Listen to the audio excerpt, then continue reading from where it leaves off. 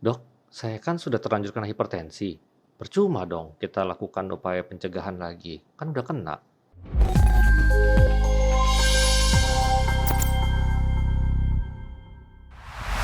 Sobat waras sekalian, kita tahu bahwa hipertensi bisa berujung terhadap munculnya komplikasi seperti serangan jantung, pembengkakan jantung, kena stroke, gagal ginjal sampai cuci darah, bahkan kebutaan karena terganggu retina matanya.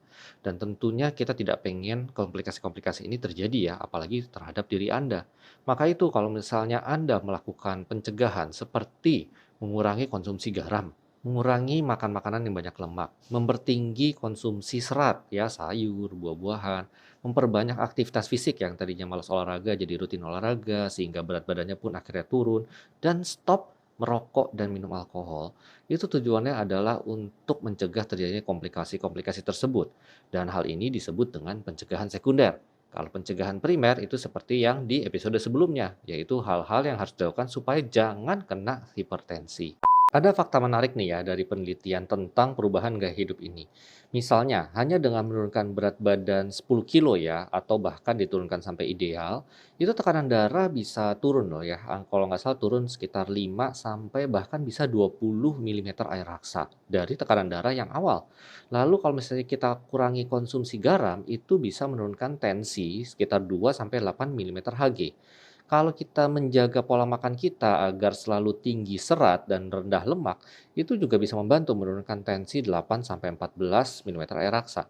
Bagaimana dengan olahraga? Nah, kalau kita rutin melakukan olahraga yang bersifat aerobik gitu ya, yang bisa menarik nafas panjang dan minimal deh 150 menit seminggu. Jadi kalau nggak mau tiap hari bisa tuh 30 menit ya tiap harinya, tapi boleh ada 2 hari yang libur. Nah, itu kan 150 menit.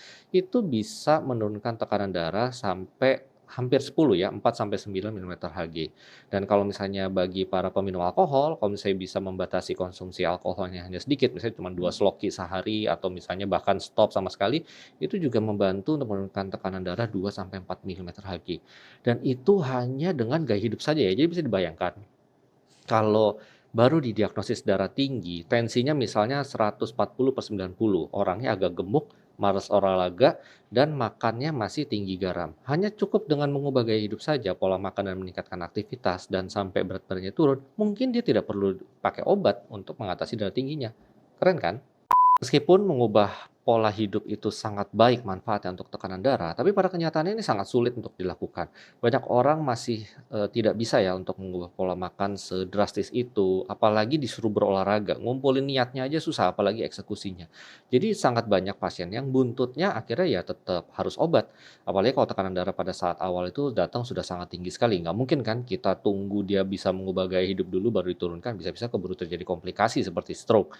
Nah, yang jadi masalah karena ini penyakit kronik, kan obatnya itu berarti harus dikonsumsi terus-menerus. Nah, jadi pertanyaan nih, apakah aman? Apakah nanti tidak membahayakan organ-organ tubuh, ginjal, liver, kalau misalnya dikonsumsi dalam jangka panjang?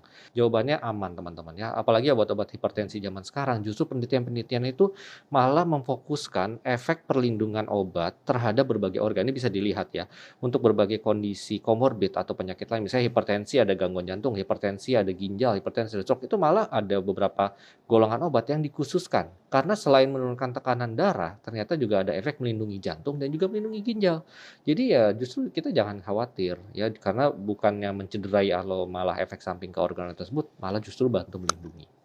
Mengenai obat hipertensi, ini teman-teman juga masih banyak yang menurut saya salah ya, termasuk pasien-pasien saya, yaitu minum obat harus habis makan. Tidak semua obat yang diberikan oleh dokter itu harus habis makan ya teman-teman ya, karena justru beberapa obat hipertensi sebagian besar itu tidak dipengaruhi oleh makanan, bahkan ada yang kalau diminumnya ada makanan di lambung atau habis makan, itu justru penyerapan obatnya terganggu, sehingga kadar obat dalam darah berkurang, otomatis jadi kurang berefek baik itu obat hipertensinya. Jadi minumlah obat hipertensi tepat waktu, jam 7 pagi ya besoknya jam 7 pagi lagi, jangan karena belum sempat makan jadi tidak minum obat hipertensinya. Dan kebanyakan obat hipertensi ini aman untuk saluran cerna ya, hampir tidak ada lah kayaknya efek samping ke lambung ataupun saluran cerna, kecuali memang orangnya sangat sensitif atau alergi terhadap obat hipertensi tersebut, itu bisa aja mual gitu ya. Tapi selama ini sih saya perhatiin sih nggak pernah ada efek samping ke saluran cerna. Jadi minumlah obat Anda tepat waktu. Lalu kalau misalnya ada dokter yang menyarankan Kombinasi dengan obat hipertensi ada beberapa. Jangan khawatir ya, jangan khawatir karena obatnya banyak gitu ya. Memang alirannya ini saat ini lebih baik kita mengkombinasi beberapa obat hipertensi yang masing-masing dosisnya kecil, supaya efek baiknya akumulasi ya, jadi meningkat, hanya cukup dengan dosis kecil, tapi efek sampingnya minimal. Karena masing-masing obat itu kan punya masing-masing resiko efek samping, tapi karena masing-masing dikasih dosis kecil, jadi efek sampingnya juga minimal atau hampir tidak memberikan efek samping. Tapi karena dikombinasi, kerjanya makin sinergis, makin baik menurunkan tekanan darah dan melindungi organ-organ tubuh Anda. Jadi untuk Anda sekalian yang memiliki hipertensi, lakukanlah pola hidup sehat. Tingkatkan aktivitas fisik, jaga pola makan Anda, turunkan berat badan sampai ideal, hindari stres, ya, dan konsumsilah obat-obat yang diberikan dokter secara tepat waktu dan rutin dan disiplin. Mudah-mudahan Anda tidak terkena komplikasi akibat dari hipertensi. Ingat, meskipun punya hipertensi, tetap harus sehat, tidak ada keluhan, dan menikmati hidup setiap saatnya, sehingga hidup Anda menjadi berkualitas, seperti layaknya orang normal. Semoga info ini bermanfaat. Silakan like dan subscribe ke channel kami. Dan sampai jumpa di episode RS Cepat Waras berikutnya. Salam sehat, salam waras. Bye-bye. Dok, ada Ya, pasien mau konsul. oh ada pasien. Yaudah, yuk lanjut konsul.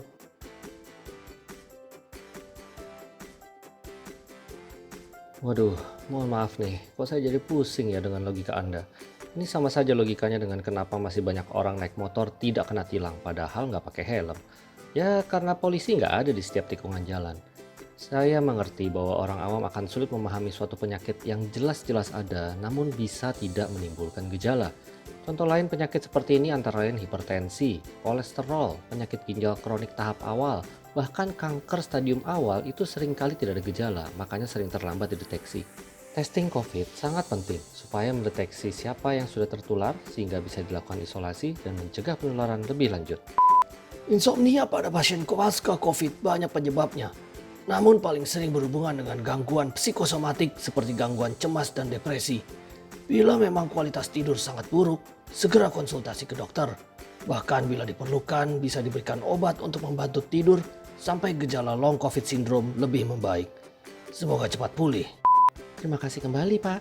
Tetap kontrol teratur agar senantiasa sehat dan bersemangat ya. Salam sehat.